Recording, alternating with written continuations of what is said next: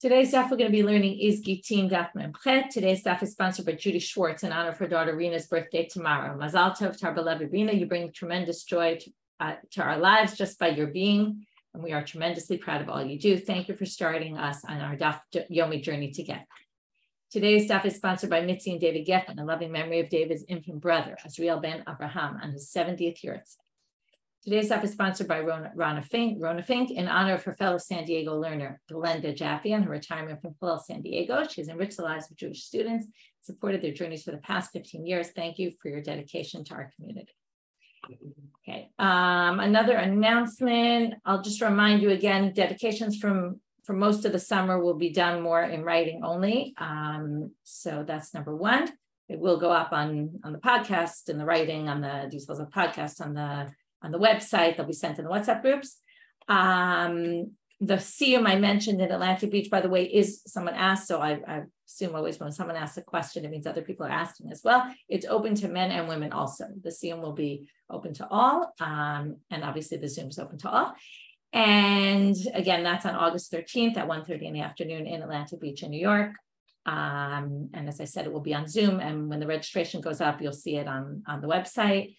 And any other announcements? Hopefully that covers it. Okay, so Zoom is off for now, starting tomorrow through next Tuesday, and we'll start up again on Wednesday morning for a few days before I leave for the States a few days later, and then we'll be off of Zoom for most of the summer. Okay, but the shiurim will go up by 5:30 in the morning. They will be online. They'll be on the podcast, so you can listen whenever it works for you. Okay. Starting now, Mem Zayin Amabet at the bottom. We were in this machloket, and we're going to continue in this machloket of Rabbi Yochanan and Reish Lakish, who basically had a debate if you sell your field for the produce only. So I sell you rights to my produce. Is that, according to Rabbi Yochanan, it's enough to be like, it's as if you sold me the karka, because basically I'm getting whatever the land provides, in which case I can go when I bring my bikurim. When I've purchased it from you, obviously I'm the one who has to bring the bikurim, but basically I go to the temple and I can say the land that was given to me, even though it's not really, I don't really own the land, because in essence, having rights to the produce is close enough to owning the land. Reish Lakish says, what are you talking about? You don't own the land. So yes, you have to bring bikurim because it's your responsibility. It's your produce, so you have to bring the bikurim, but you can't say that section called the mikra bikurim that you're supposed to say, because there it says the land that I was given, and you're not given this land, it's not yours. So now we say azdu l'tamayu, the last 5 words on daf mem zayin amabet, they actually are consistent within their approaches. Why is that? The itma is another machloket they have in a different case, which is really exactly the same. Now we're going to get into all sorts of other laws today. One is the laws of the jubilee year. In the jubilee year, all the land goes back to its original owners. So if the land goes back to its original owners, then when you sell a field, when this whole law of jubilee year exists, right? Nowadays we have Shemitah, but we don't do Yovel anymore. If it's in the time where the jubilee year exists, we had a whole discussion about that, when the jubilee year was. We talked about it with the Prus ball. Rabbi Yochanan omer mevi v'koreh, Reish Lakish omer mevi ve'eno koreh. Now, if the land I bought is going to go back to its original owners, then what does it mean that I bought land? Let's say I buy land in year 30 of the jubilee year cycle. So I have the land now for 19, 20 years, and then it goes back to its original owner, which basically means I have rights to the produce. It's kind of the same thing. I don't actually own the land. So it's basically like I'm renting it, right? There's all this land in Jerusalem that's like 99-year lease, kind of like a rental for 99 years. You really buy it, but it's going to go back to its original owner. So maybe we'll get back to that example later today. So when Yovel exists, Rabbi Yochanan says, maybe because you're basically like the owners. Kinyan perok kinyan aguf. Rabbi Yochanan amar maybe kinyan perok kinyan aguf dami. Basically, it's like you own the land. Reish Lakish amar maybe ve'eno koreh. You bring the bikurim, but you do not say that because kinyan perok lav kinyan aguf dami. It's not really like kinyan aguf. You really only own rights to produce for X number of years, whatever it is, Yovel minus the year you're in. Utsricha. Now the Gemara has to explain, if it's the exact same machloket, then why did they need to mention both debates, right? You could infer one from the other. To which they say, well, Sricha, di'it mar bahahi, if you just had the first machloket, the one we had yesterday, if you sell your field for the produce, Bahahika Amar Reish Lakish, you would have said that's where Reish Lakish says you only have rights to the fruits and the produce, and basically you're not going to bring this, you're not going to read the text. Because the whole deal was done that you're basically buying only the rights to the produce. It was very clear. But when you buy land, when the jubilee year is existing, you really kind of think you own the land. That's why I want to go back to this example of a 99-year lease. A 99-year lease, you basically say, okay, this is most of my life. I'm probably not going to be alive when it's over. And right, depends. I mean, some of these things are for 99 years and they're going to be up at some point. I forget exactly when it started, whether it was 48, but at some point now we're actually getting close to the end of these 99-year leases. But in the beginning, you think, oh, well, I basically own this. This is mine. It doesn't say in your contract you're only buying it for produce. You're basically buying the land. It's going to go back to its original owner. So therefore, in that case, where you actually think that you're owning the whole thing, maybe Rabbi Yochanan, maybe Rabbi Yochanan said, Reish Lakish will agree with Rabbi Yochanan that you actually can say the text, because you can fairly say, it's not a lie when you say this is the land that God gave me, because you really think that you feel like you own it. V'it mar baha, but it's not true, right? Reish Lakish doesn't hold this way. That's why we needed both machlokot, so that that Reish Lakish actually, even though you might claim that, he doesn't. V'it mar baha, you just had it by Yovel, then we're going to take the exact same logic and show it in the reverse direction. You would have said in the Yovel year, that's bahaka amar Rabbi Yochanan. That's what Rabbi Yochanan says. You can say the text because, again, you believe that you were really buying the land.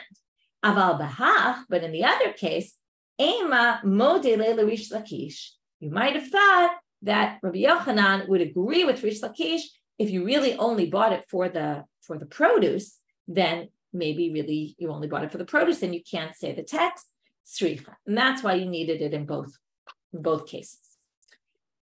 Section number 1 was to bring this other machloket and to say it's the same machloket, and then we had to explain why do we need both. Section number 2 is to bring 2 sources to strengthen Rabbi Yochanan's opinion, which basically is going to go against Reish Lakish. And then we're going to explain in 2 different ways how we can explain these sources like Reish Lakish. Tashma, let's learn from here. Hakone ilan v'karkao mevi v'koreh. If you purchase a tree and the ground underneath it and around it, you bring bikurim on that tree and you read the text because you own it, even though what? It's going to go back in the jubilee year. So what do you see here? That seems to go like Rabbi Yochanan. To which the Gemara says, who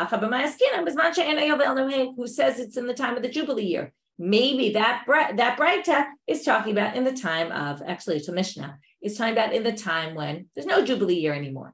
So that doesn't go either which way. Tashma, another source, same idea basically, and same rejection. If you buy 2 trees without the ground underneath, without the land between them, then you bring bikurim from that tree, but you don't say the text because the land doesn't belong to you.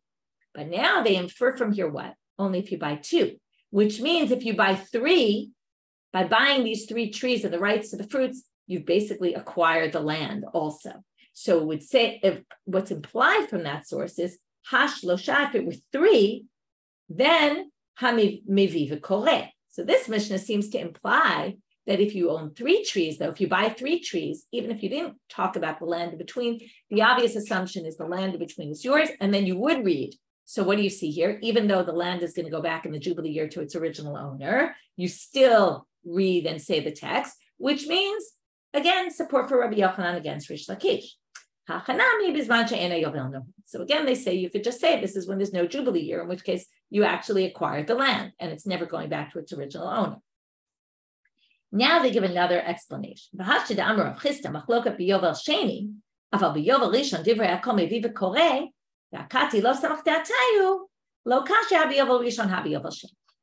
they do is this. I read the whole thing because it was hard to stop mid-sentence, but now I'll explain.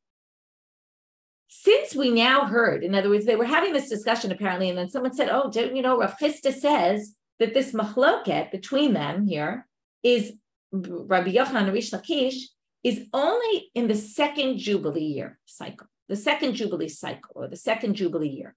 What does this mean? So there's a debate what this means. Rashi explains that it means in history. We're talking about the second time Yovel happened, not the first time Yovel happened. If you bought 30 years into the conquest of Israel, okay, the first time, and you bought then, now Yovel never happened. So it's just the same way we really can't get our minds around Yovel. And what do you mean? It really goes back to all the original owner. What a crazy thing. The Jews also didn't really get it. So that means what? If you're in Yovel Rishon, Divrei Hakomi Viva Kore, you can fair and square read this text. Why? It's a fascinating explanation. Da'akate lo samuch da'atayu. You didn't really get your head around the fact that you're really not the owner of this land. So you can fair and square in a very honest way say, this is my land. But Yovel Sheni, once the first Yovel happened, and now you're buying within the second set of 50 years of the not state of Israel, right? The conquest of Israel. At this point, you know what's going on, and you understand that you're not getting this land back. So therefore, in that case, we have right. In that case, everyone would agree, right? So again, everyone agrees in Yovel Rishon. The machloket is in Yovel Sheni. Okay, the debate is in Yovel Sheni. Reish Lakish will say, yeah, you get it at this point. So you really own only the produce, and you can't say it. And Rabbi Yochanan says, no, you still kinyan peiro ki kinyan aguf. It's still as if you own the land. So now, once we explain it that way, lo kashya. Now we can explain those things, those sources, which seem to contradict Reish Lakish. Instead of saying one's when there's Yovel and one's when there is no Yovel, right? Reish Lakish was talking when there is Yovel, and these sources we're talking about when there's no longer any Yovel. You could say it very simply. These sources, which said you definitely read, we're talking about in the first set of jubilee years. And Reish Lakish was talking about after the first set, right? Yovel Sheni means any time after the first set, okay? Basically going forward. Okay, I'm not reading all the chat, but I see that you're saying the leases are up in 2051. So if anyone's interested about it. Okay, thank you for in the chat at least sharing ideas about this. Okay, now a different explanation. That's Rashi. The Meir and the Rambam go with a different option, which is, I think, even more interesting, which is Yovel Rishon and Yovel Sheni is personal. Your first Yovel experience and your second one. And again, you as an individual, even though this exists in the world, you can't really wrap your head around it until you've done it already. So if you're within the first set of jubilee years, then we're going to say that you can still, you purchase land. You really kind of think the land is yours. You don't really get it, that it's going to go back to somebody else. It's just a fascinating thing in terms of thinking about how people's minds work and what they think and how much that affects halacha. I always like talking about those things. Okay, moving on. Lema kitzina. So again, first thing we did, brought up another machloket they have, explain why we need both. Second thing we did was bring two sources which seem to agree with Rabbi Yochanan against Reish Lakish. Then we brought two different explanations of how we can reconcile the contradiction with Reish Lakish. Now we're going to suggest there's a machloket tanaim about the same topic. This is a complicated part of today's stuff, so bear with me. These are laws that are very hard for us to understand because, again, just like we said, until you've done Yovel, it's very hard to understand them. There's two different types of lands, okay? There's Sdei Mikneh, which is land you purchase, Sdei Achuzah, which is land you inherit. And if you sanctify that land, we're now getting away from Yovel, still with Yovel, within Yovel, but away from buying, but now we talk about sanctifying land. I want to say I'm giving my land to the temple. What does that mean? It means the temple is in charge of my land. If I don't redeem it myself, they can sell it if they want. If the temple needs money, they'll sell my land, right? This happens nowadays, right? The church, for example, owns all sorts of property, right? So they sell it. And then the question is, does it go back to me in the Jubilee year or not? And that depends on what the status of the land is and who sanctified it. If it's land, okay, we can look in Rashi in Gittin. Okay, Rashi goes through it. So on the second line of that Rashi, Se'ahuza, im higdisha velo ga'ala. This, by the way, is an explicit pasuk in the Torah. If it's land I inherited, and then I sanctify it to the temple, velo ga'ala, and I didn't buy it back before the Yovel, kodem Yovel. If I didn't buy it back and the Yovel comes, it goes back to me. But if mecharag is bar la'achir, if the temple decided they wanted the money and they sold the land before the Jubilee year, and this was my own inherited land, which let's put equals what? I have full rights to this land. So when I sanctified it, I gave the treasurer and the temple full rights to the land. So if they sell my full rights to the land that I basically gave to the temple, what happens? I can never get that land back. And it doesn't go back in the Yovel. What happens? Whoever bought it from the temple has to return it, but to who do they return it? Since they fully purchased it from me, basically, and they didn't purchase it. I gave it as a gift to the temple. I gave them all my rights, which means that if they sold it in the Jubilee year, it goes back to them. What happens? It gets divided up by the Kohanim. Okay, the Kohanim get to share that land. And that's Shene'emar. It says in the Pasuk, lo yig'al et hasadeh v'haya hasadeh b'tzeito. They don't quote the whole Pasuk, but it says it goes to the Kohanim. However, if I only purchase the land, which again means I only purchase the rights to have the land till the Jubilee year, and I sanctify it to the temple. I'm not going to read the rest in Rashi, but we'll just explain it outside. I sanctify it to the temple. The temple sells it to somebody else. All they sold were the rights to the payroll, right? Because I didn't have more than that. In the Jubilee year, it's actually going to go back to the original owner. Okay, so that's the difference between a stei achuzah and a stei mikneh that you need to understand before we get into this Gemara. So now, the Gemara talks about a bit of a more complicated case here. It's only one issue is complicated, which is somebody bought land from their father. So the whole question is going to be, since I bought ancestral land that anyway was going to go to me, but I bought it, right, when my father dies, it'll go to me. But I bought it before the death of my father. So on one hand, it's stei mikneh. On the other hand, it's also stei achuzah because it will be my stei achuzah. So that's going to be the question. Like, what are we treating this as? If then I went through this whole process, I sanctified it, and then the temple sold it, does it go back in the Jubilee year as if it was a stei mikneh because it was land I purchased? Or is it stei achuzah because in the end I'm going to inherit the land anyway, and then it doesn't go back and it goes to the Kohanim? That's the whole question. So I bought land from my father while he was still alive. I sanctified it. And then my father died later. So then it became stei achuzah, but I already had sanctified. How do we know that even though I sanctified it after I purchased it, before it became my inherited land, it's still considered like inherited land, which means what? If I sanctified it and the temple sold it, it goes to the Kohanim, I don't get it back. Talmud Lomal, and now they're going to darshan this pasuk. Im et stei miknato asher lo mistei achuzato. Okay, now notice the wording. If it's a stei mikneh, now it could have just said it's a stei mikneh. It didn't have to continue. Well, what did it say? Which is not from your stei achuzah, which is not your inherited property. The way they read it is very simple. Sadeh she'ina le'uya liot stei achuzah. It would have to be purchased land that's going to end up going back to its original owner in the Jubilee year, even if the temple sold it. Right? That's the context of the pasuk.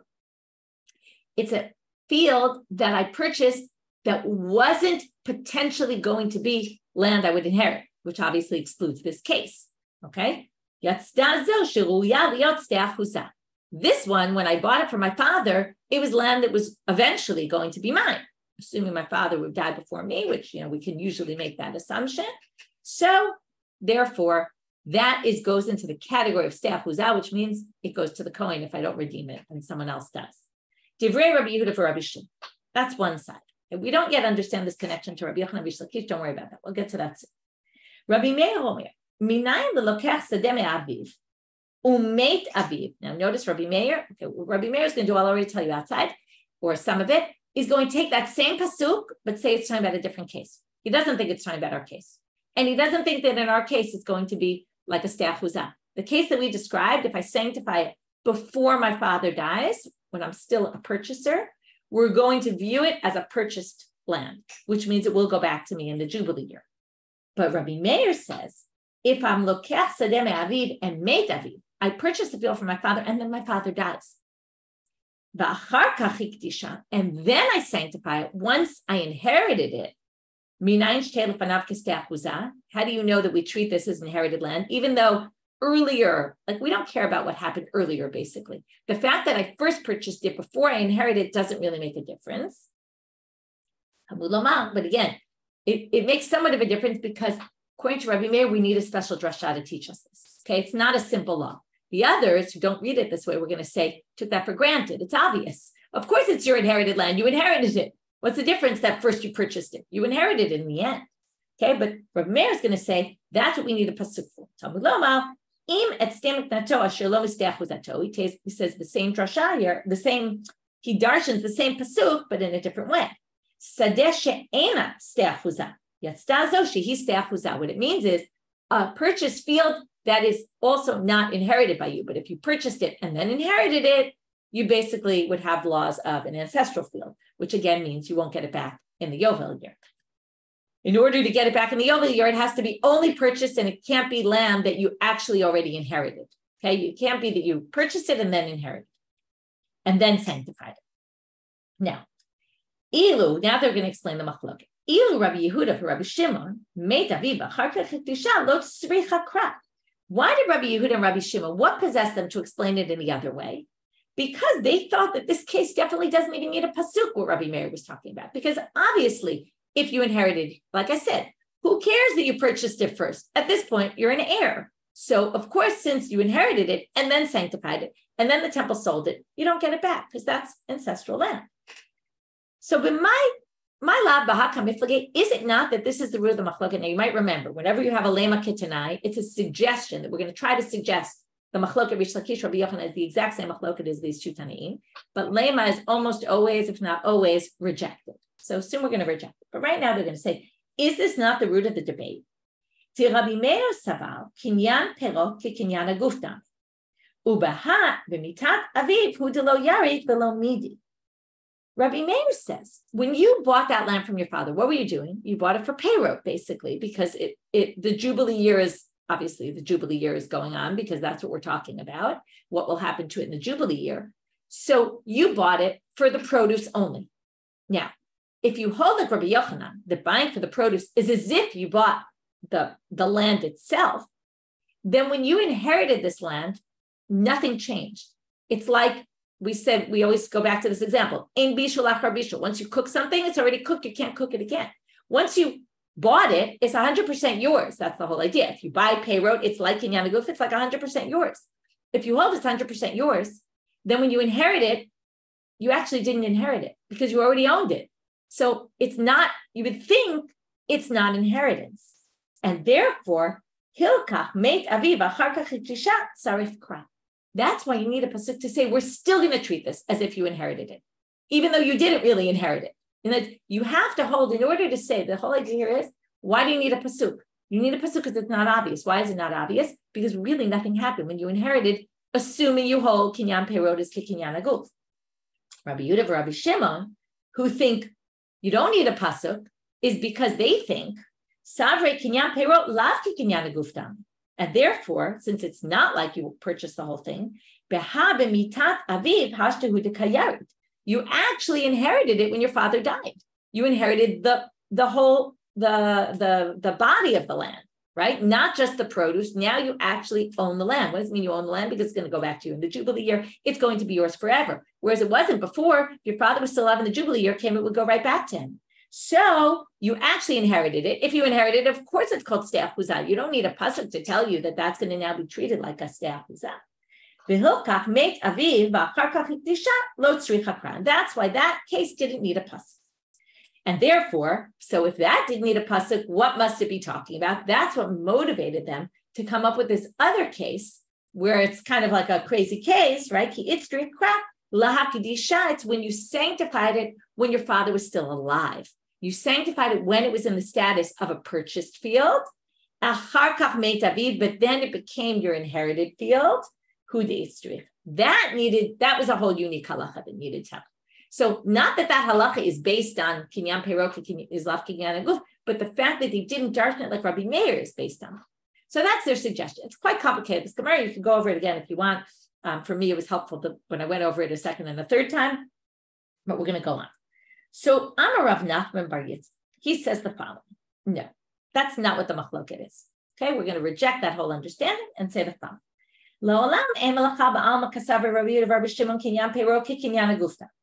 You could say that they actually think, like we suggested, only Rabbi Meir holds, kinyan perot is like acquiring the whole thing.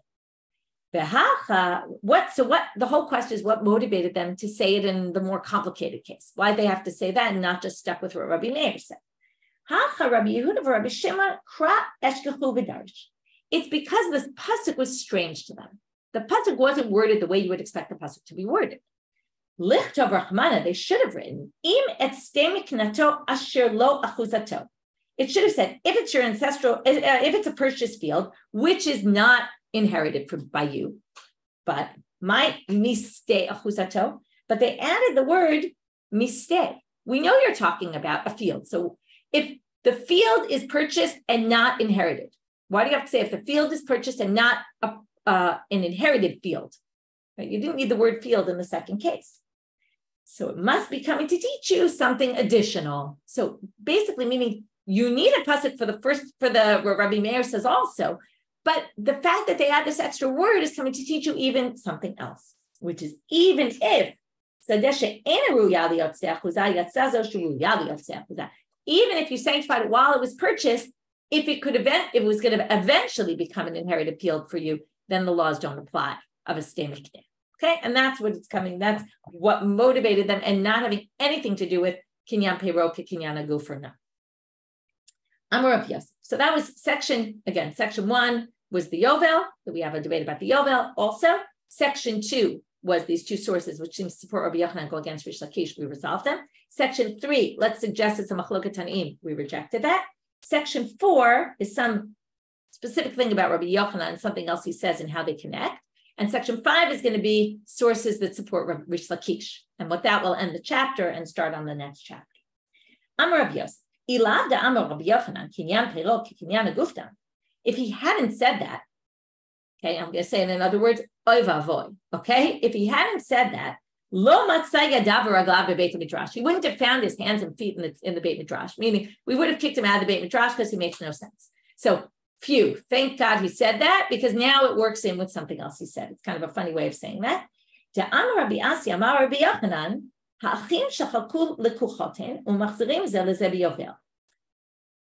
when brothers come to inherit land, okay, there's two ways to look at it. When they divide up property, now the father dies, immediately the property is divided, right, is in the hands of all the brothers. Then they divide it up. So basically we're all joint owners over everything. Then we divide it up. How is this divvying up viewed as? If you hold breira, retroactive designation, then you basically say, when I take my land and you take your land and you take your land, we all end up, that was kind of as if at the moment of death, it was mine, which basically means this is mine to inherit forever. And it's going to stay mine. And yours is going to be yours. And our other guy is going to be, right, his. Okay, that's the way it works. But if you don't hold breira, that's Rabbi Yochanan. He doesn't hold breira. And therefore he says, all the brothers are viewed as if one purchased from the other. So they're buyers compared to each other. So therefore, what's going to happen? When the jubilee year comes, all the land goes back to one big plot of land and they redivide it. Now you could say, okay, let's just keep the same division. You could do that. But theoretically, it all goes back to the way it was, where we're all joint owners, and you could redivide it up at that point. Or, people could complain and say, hey, I want this, that's mine, and you can have to reshuffle everything. So what does this have to do with anything? Well, fascinating. What he's going to say is basically that when you inherit, you really only have payroll, right? Okay. So now he says the following: Isal kadata lav ke kinyan guftani. If you're going to say, now Rabbi Yochanan said kinyan payroll is like kinyan guf. Okay. But if you were to say the opposite, and this is why thank God Rabbi Yochanan said it is, because if you said it's not like kinyan guf, and then what would happen? Then when you inherit land and you share it with siblings, you can never say the mikra bikurim, right? So what does he say? This great line: Lo mishkachat demaiti bikurim ela chad bar chad ad Yoshua b'nu. The only case you could have someone who actually says mikra bikurim would be a son who had only a person who was an only child, who had an only child, who had an only child, who had an only child, who had an only child, all the way back to Yoshua ben Nun. Because otherwise, we're going to view this as, right, this is purchased land. It's not land that you actually own. So no one would ever say mikra bikurim, basically. It would have to be an incredibly rare case. So therefore, they say it's good, he said, that kinyan peirot is kinyan guf, and you can read it anyway, because otherwise you would have nobody reading mikra bikurim. Kind of funny line. Next, now we're going to go to sources for Reish Lakish. Amar Rabba, Kra umatnita mesayeh Reish Lakish. We have a pasuk and a braita that support Reish Lakish. Kra pasuk, because we're going to see on Amud Bet now. B'mispar shnei tfuot yimkor lach. This is a very important pasuk that I never really understood till I got older. I always struggled with this idea about Yovel when I was a kid. Like, what do you mean? You buy land, it's not yours, it goes back to the original owner? I don't understand. I just bought a house for, you buy a house the year before the Yovel year, you lose your entire deal. So the Torah says it though explicitly. They didn't just, I guess they didn't teach it well to me, but which means you buy it for the amount of years you're going to get produce from it. So if you buy it in year 48 of the jubilee year, you're not going to pay the same price as in year 1. You're going to pay based on how many, it's kind of like a rental for X number of years. So that seems to prove Reish Lakish, which basically you're only getting it for the produce. Matnita, what's the braita? Ditanya bechor notel pishna. Okay, let's just talk first outside. Firstborn gets double portion. But what do they get double portion of? Whatever property was in the possession of the husband, the father at the time of the father's death. If the father was owed money and the money comes back a month after his death, the bechor doesn't get double of that. He doesn't get a double portion. He just gets a regular portion like everyone else. This is called ra'oi. Whatever is ra'oi, as opposed to muchzak. Muchzak is what's in the possession of the father. Ra'oi is what's coming. So now, what's yovel, if not what's coming, right? So the braita says, "Bechor notel pishtayim b'sdeach chozeret laviv v'yovel." Basically, if you view that the goof of the karka, the land itself, is still in the hands of the father, like Reish Lakish says, then it's called muchzak and not ra'oi. If you hold like Rabbi Yochanan, it's ra'oi. It's going to come back to you later, but right now it's not yours. So that all depends on how you view it. So if a bechor gets pishnayim, double portion of the land when it comes back in the jubilee year, then obviously he views it like Reish Lakish, that the person who purchased it really only purchased the fruit, the produce, and the father still owns the land, and that turns it into muchzak and not ra'oi. Whereas Rabbi Yochanan would call it ra'oi. It's just something that's going to return to you, but it's not yours at all now. So those two prove Reish Lakish, and we actually can't explain them according to Rabbi Yochanan. Amar Rabbi. 2 more things here, or 1 more thing and an outgrowth of it. Naktina, based on Reish Lakish, we have a tradition that Baal b'nichsei ishto tzarich harsha. Remember, a husband, when it comes to land, the wife brings into the marriage, the husband has rights to the produce. What if there's an issue about the land? So the husband's probably going to go to court, because that's what happened in those days. The women didn't go to court as much. So the husband, if he goes to court to deal with the land itself and not the produce, he has to get harsha'ah from his wife. She has to give him, it's like power of attorney. She has to give him permission to go to court on her behalf because he doesn't own it at all. That's Reish Lakish, basically. V'lo amaram, but then they have a little bit of a limitation on what Abaye says. It's only delo nachit pere. It's only if the court case was about some disagreement about the land only.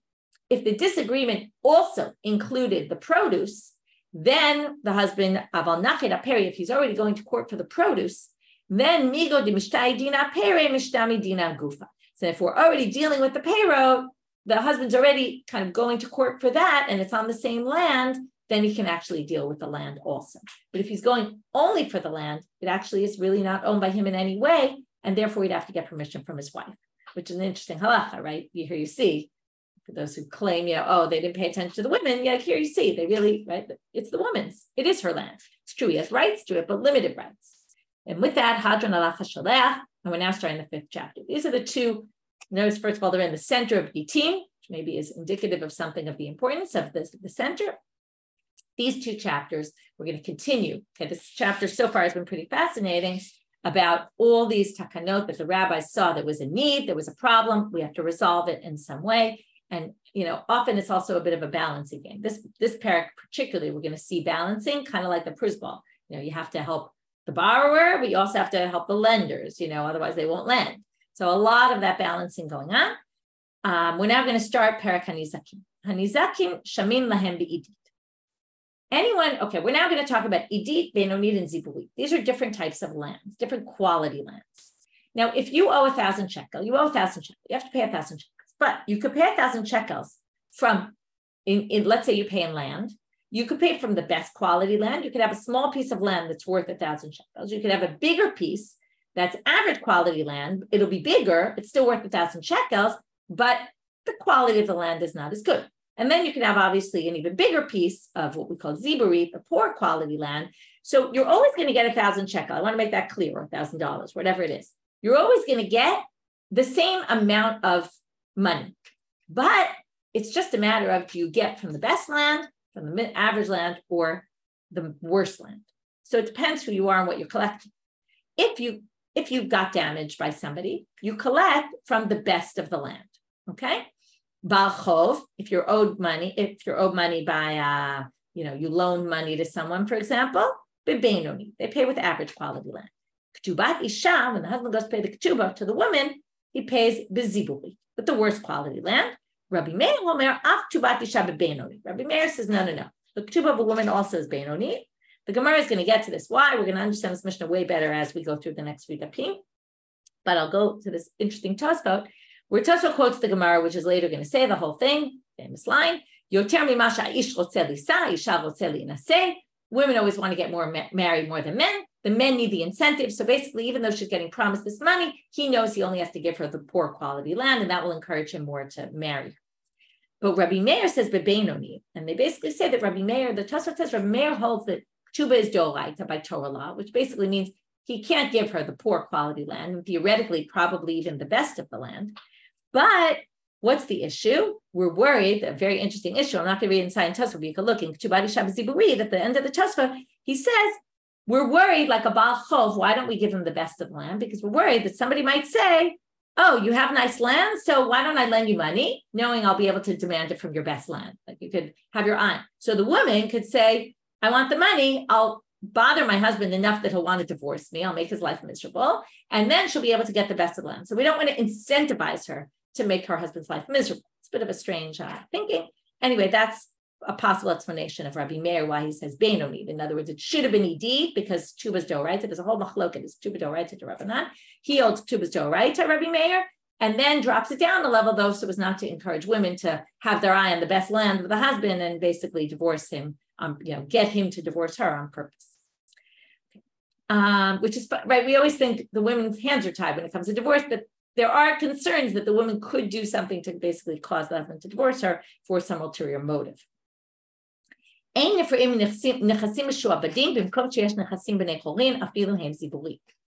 say you're owed beinonit land, and you go to collect, and there's property that's liened to the loan that the person has already sold.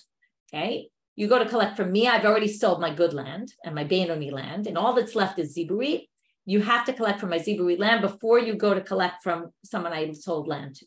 When we have lien property, you can only collect it if there's nothing left of my property to collect, even if it means you're collecting lower quality than what you're deserving of.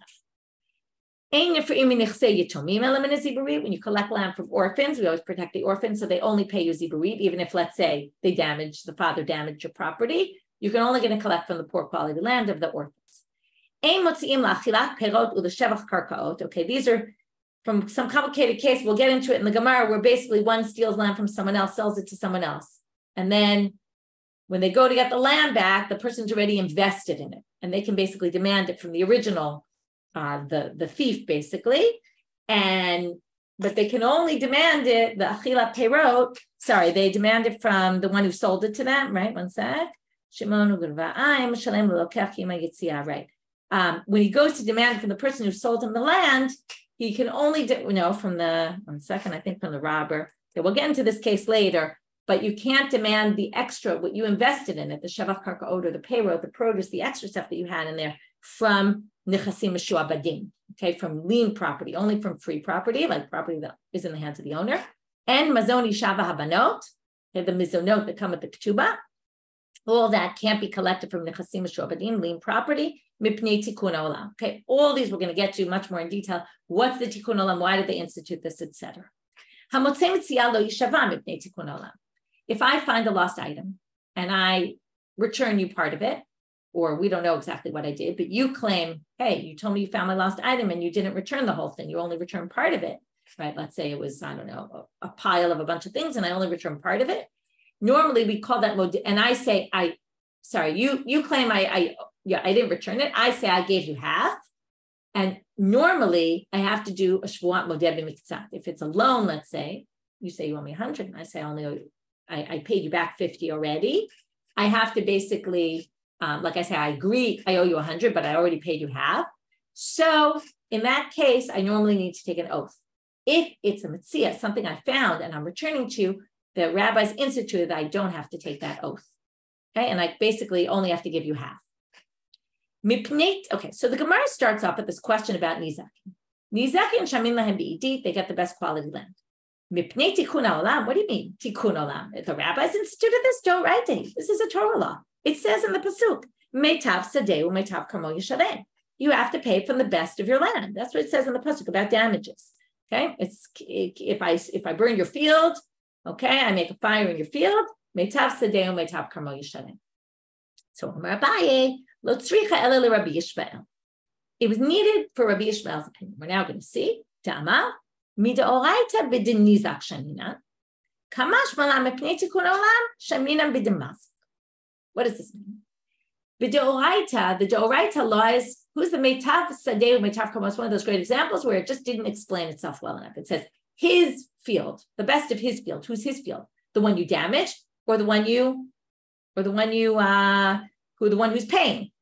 So by Torah law, if I damaged your field, I have to pay the best field. I have to pay the value of the best of your fields. Which the Gemara is going to ask soon, what do you mean? If I damage your average field, I have to pay you the best field? That seems unfair. I didn't damage your best field. We'll get to that in a minute. And but then it comes to teach you, no, I actually have to pay by the best of my field, not your field. If I damaged your field, I have to pay by the best of mine. So now we don't really understand this yet. We're going to take a while to understand it. We're not going to even fully understand it today. My Rabbi Yishmael. So first of all, what is it? Where do you see this? Tanya, there's a braita that says, meitav sadeu, meitav karmo yishalem. Meitav sadeu shel nizak, meitav karmo shel nizak. Here he says it's the damaged property of the one who is damaged. Divrei Rabbi Yishmael. Rabbi Akiva omer, he says this line that's totally unclear. We're only going to understand it in the going forward, not now. Lo bahakatuv ela ligvot lenizakim min ha'idit. The pasuk is saying to say that they get the best, which really, since he seems to be disagreeing with Rabbi Yishmael, he must say the best from the mazik, basically saying that the law in our Mishna is definitely not Rabbi Akiva, because for Rabbi Akiva, it's Torah law. The kal v'chomer lahekdesh, and all the more so, if it's hekdesh, if it's sanctified, we don't know what he means. We're going to hold off on this for right now. To which they say right now, as the way I mentioned before, we're not going to eventually understand Rabbi Yishmael this way, but right now they assume if I damage your average land, I have to pay the best of the land. To which they say, Ula Rabbi Yishmael, if I ruined your fat, meaning good field, then I pay a lot of, from the best. But if I ruin a bad field that doesn't produce a lot, I have to pay the value of a best field. That doesn't make any sense. Like normally I pay what I damaged. Why would I have to pay more than what I actually did? It must be talking about when I pay the best of your land. If I destroyed one section among other sections. We're not sure if the one I destroyed, you had a bunch of different ones. It was mixed around. We don't know, was it the better one or the worse one? Then I have to pay the best. To which Rava says, I'm a Rava. If we knew it was bad land, then of course I'd have to pay, then you're saying I only have to pay bad land. But how could it be if we don't know, out of a doubt, I have to pay better land? That goes against a principle that we know exists in general, which is the burden of proof is on the person who's trying to take money out of my hands. If you can't prove that it was the best land, I shouldn't have to pay your best land.